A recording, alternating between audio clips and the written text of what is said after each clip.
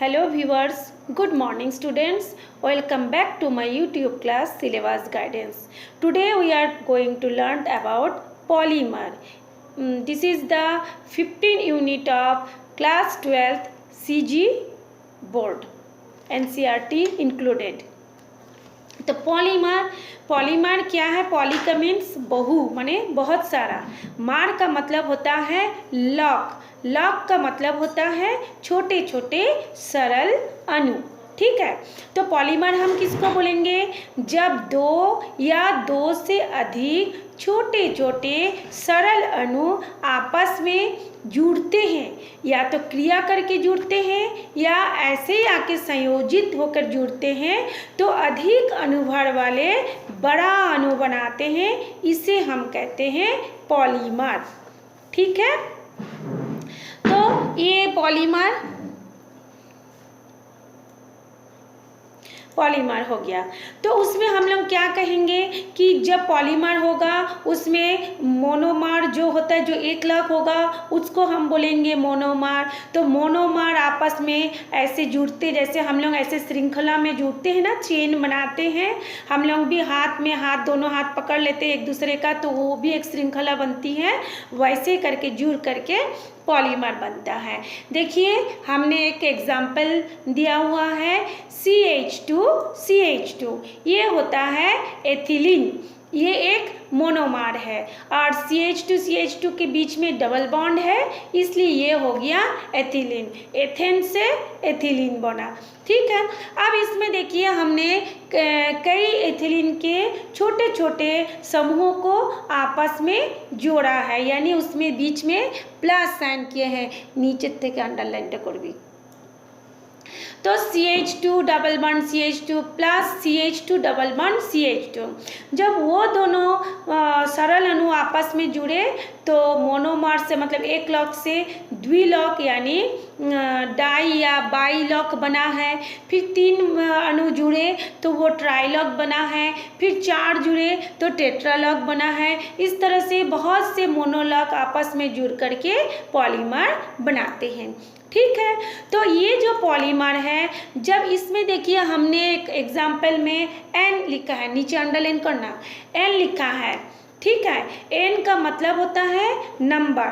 किसका नंबर? कि कितने सारे मोनोमर आपस में जुड़े हैं। तो N का नंबर 2, 4, 10, 100, 100, 1000 कुछ भी हो सकता है। जब वो आपस में जुड़ के एक चेन बनाते, एक श्रृंखला बनाता है, तब वो N जो ब्रैकेट है, थर्ड ब्रैकेट के राइट साइड में ये देखिए लिखा हुआ है, N में लगाता है। तो कत बोले नीचे अंडरलाइन कर भी है ना। अब हम क्या करते हैं, जब हम मोनोमर को जोड़ेंगे तब N को पहले लिखेंगे। देखिए हमने इसको लिख दिए हैं, आपको समझाने के लिए मैंने नोट्स बना के लिख दिए हैं, आप लोग इसको पढ़ भी सकते हैं। ठीक है, ये देखिए हमने लिख दिए हैं। अब देखिए ये जो मोनोमर जुड़ता है वो किसके साथ जुड़ता है? ठीक है, तो हो सकता है वो सेम अणु हो, सेम मॉलिक्यूल हो, और हो सकता है वो अलग अलग मॉलिक्यूल भी हो। तो जब वो सेम अणु आपस में जुड़ेंगे, सेम सिंपल अणु, सरल अणु आपस में जुड़ेंगे, तो उसको हम बोलते हैं होमोपॉलीमर। देखिए हमने सबको रेड कलर से इंडिकेट किया है और सब एक ही जैसा रेड कलर है, इसलिए हम इसको बोलेंगे होमोपॉलीमर।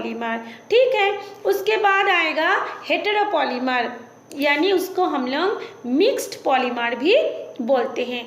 इसमें देखिए हमने इंडिकेट किए हैं, एक ठो को रेड से, एक ठो को ब्लू से, फिर रेड फिर ब्लू। इसमें मतलब 2 अलग अलग अणु आपस में जुड़ा है और मिक्स्ड पॉलीमर का निर्माण किया है। समझ में आ गया? चलिए अब हम लोग पढ़ते हैं इसका क्लासिफिकेशन। तो इसका क्लासिफिकेशन भी कई 4 भाग में या 5 कई भागों के ऊपर इसका क्लासिफिकेशन बना हुआ है, तो सबसे हम पढ़ेंगे इसकी सोर्स के ऊपर, ओरिजिन के ऊपर, यानी ये पॉलीमर कहाँ से आया उसके ऊपर इसको 2 पार्ट में डिवाइड किया गया है। एक हो गया आपका नेचुरल पॉलीमर, नेचुरल से आप लोग समझ में आ रहा है जो नेचर से आया है, यानी जो प्रकृति से आई है, यानी उसको हम प्राकृतिक पॉलीमर बोलेंगे, बहुलक बोलेंगे। जैसे कि ग्लूकोज जो हमको फूड में मिल जाता है, सुक्रोज, प्रोटीन, न्यूक्लिक एसिड, ये हमको नेचुरली पेड़ पौधे जीव जंतु से मिल जाता है। और एक पॉलीमर जो होता है उसको हम बोलते हैं सिंथेटिक पॉलीमर। सिंथेटिक का मतलब होता है आर्टिफिशियल। आर्टिफिशियल का मीन्स जो कि हम लेबोरेटरी में अपने हाथों से मिक्स करके बनाते हैं, क्रिया करके बनाते हैं, मतलब केमिकली रिएक्शन करके बनाते हैं।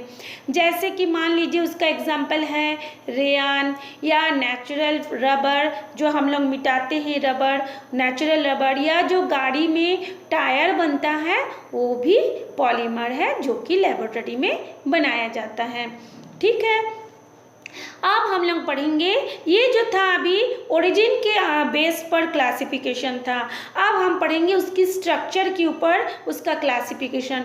स्ट्रक्चर मतलब क्या होता है, जैसे किसी एनिमल का स्ट्रक्चर कैसे होता है, कैसे कान, कैसे नाक, आँख, हाथ होता है ना, तो ये जो पॉलीमर यानी इसका जो सरल अणु आपस में जुड़ता है तो कैसे स्ट्रक्चर बनता है, क्या वो गोल होता है, ब्रांच होते हैं, लीनियर होता है, कई स्ट्रक्चर में होते हैं, तो उसको पढ़ेंगे। तो उसमें भी स्ट्रक्चर के बेस में भी सबसे पहले आता है लीनियर पॉलीमर। तो linear, as you know, linear means एक रेखीय होता है, रेखा के समान, तो एकदम डायरेक्ट सीधी रेखा नहीं, उसमें भी ऐसे करके जिगजैग में ऐसे ऐसे ऐसे करके, देखिए मैंने बताया है, हाँ ऐसे करके जुड़ता है। और हर एक जो कार्बन रहेगा उसमें देखिए CH2 लिखा है, CH2 मतलब दोनों कार्बन के बीच में बॉन्ड बना हुआ है और इसको एक लॉन्ग स्ट्रेट चेन बनता है। इसको हम लोग ऐसे भी दिखा सकते हैं, देखिए नीचे में मैं दिखा रही हूँ, ये लीनियर बन गया। ठीक, नेक्स्ट आता है ब्रांच। ब्रांच का मतलब जैसे हम जानते हैं शाखाएं, पेड़ पौधे के ब्रांच निकलता है ना, एक डगाल से कई ब्रांच निकलते हैं, तो इसमें भी देखिए ये ब्रांच नुमा होता है, ये ऊपर नीचे जैसे शाखाएं बनती है, मैं दिखा रही हूँ आपको, ये देखिए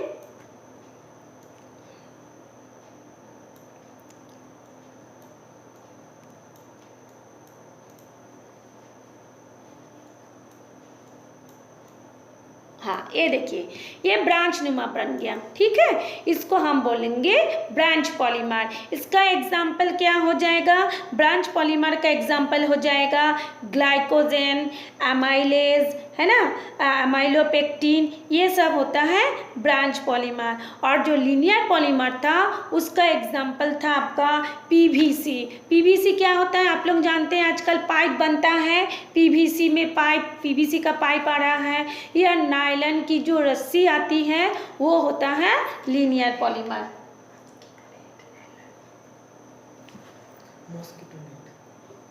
हाँ, ये जो आप लोग मॉस्किटो नेट यानी मच्छरदानी जो होता है वो भी इसी में आता है।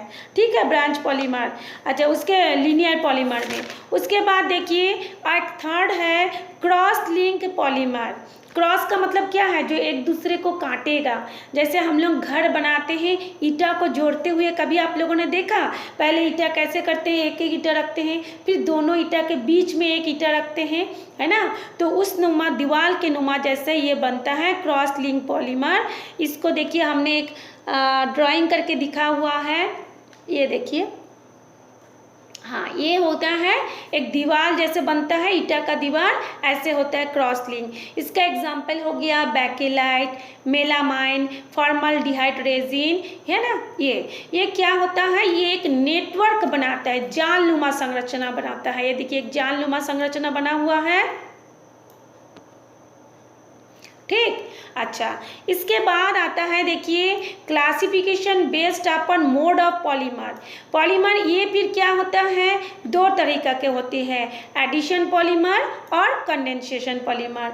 एडिशन का मतलब होता है, जैसे हम लोग बचपन में पढ़ते हैं ना 2+2 ऐड करो यानी जोड़ो, तो इसमें क्या होता है एडिशन पॉलीमर का मतलब होता है योगात्मक, यानी इसको योग करो, जोड़ दो। तो कैसे जोड़ेंगे, इसमें क्या होता है छोटे छोटे जो एकलक होते हैं वो आपस में पास पास में आके जुड़ जाते हैं, यानी संयोजन हो जाते हैं, है ना। तो संयोजन होने के बाद एक कॉम्प्लेक्स मॉलिक्यूल का फॉर्मेशन करते हैं और एक चेन बना लेते हैं। परंतु ये अणु जब आपस में जुड़ते हैं, जैसे ये एक अणु सरल, ये एक अणु सरल, आपस में ऐसे पास पास आके जुड़ गए, लेकिन जब ये आपस में जुड़ते हैं इसमें से कोई भी दूसरा एक अणु बाहर नहीं निकलता। कोई अणु मतलब जैसे मान लीजिए NH3 हो सकता है, H2O हो सकता है, किसी भी अणु का एलिमिनेशन जुड़ते वक्त नहीं होता है, ठीक है। तो देखिए इसका हमने एक एग्जाम्पल दिखा रहे हैं, देखिए एथिलीन है, एथिलीन जो जुड़ता है वो एडिशन पॉलीमर है, ठीक है। ये देखिए ये एडिशन पॉलीमर है। इसका प्रकृति क्या होता है, ये नरम होता है, सॉफ्ट होता है, ठीक है। और इसका एग्जाम्पल हो गया PVC और पॉलीथीन, ठीक। अब एक आता है कंडेंसेशन पॉलीमर। कंडेंसेशन पॉलीमर क्या होता है, इसमें दो डिफरेंट टाइप के क्रियात्मक समूह फंक्शनल ग्रुप आपस में क्रिया करते हैं। तो पहले वाला देखिए, पहले वाला आके जुड़ गया, है ना। जैसे हम लोग जो योगात्मक था, हम लोग पानी में शक्कर को डाले तो वो जुड़ गया, है ना। लेकिन जो कंडेंसेशन पॉलीमर होगा उसमें दो सरल सरल अणु जब आपस में जुड़ते हैं तो उनके बीच में क्रिया होती है, और जब क्रिया होगी तो अब दो अलग अलग पदार्थ बनेगा, यानी दोनों जुड़ गए और उसमें से कुछ पदार्थ बाहर निकल जाता है, एलिमिनेट हो जाता है, जिसमें आप लोगों का हिंदी में एक शब्द होगा विलोपन। विलोपन का मतलब होता है कोई भी एक अणु बाहर निकल जाना, ठीक है।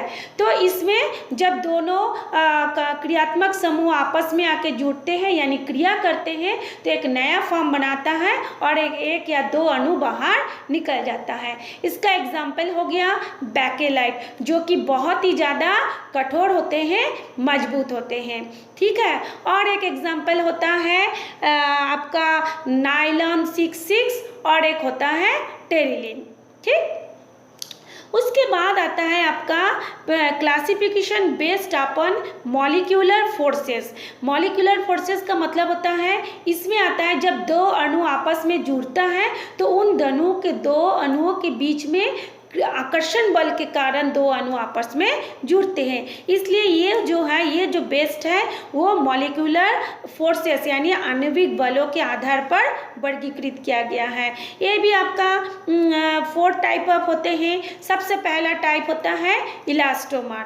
तो इलास्टोमर से आप जानते हैं इलास्टिक होता है ना, जिसको खींचने से फैल जाता है और छोड़ देने से सिकुड़ जाता है।